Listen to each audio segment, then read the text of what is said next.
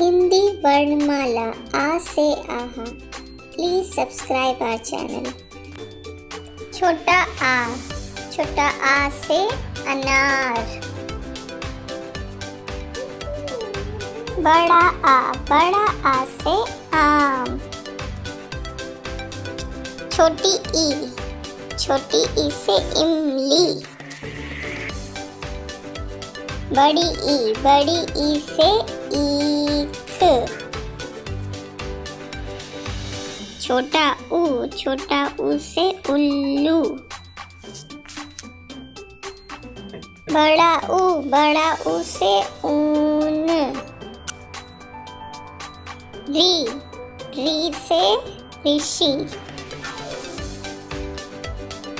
ए से एड़ी।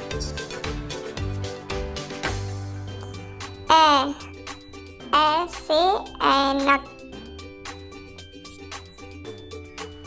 ओ से ओखली। औ से औरत।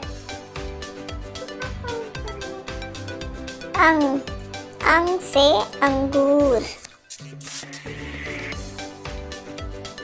आहा खाली।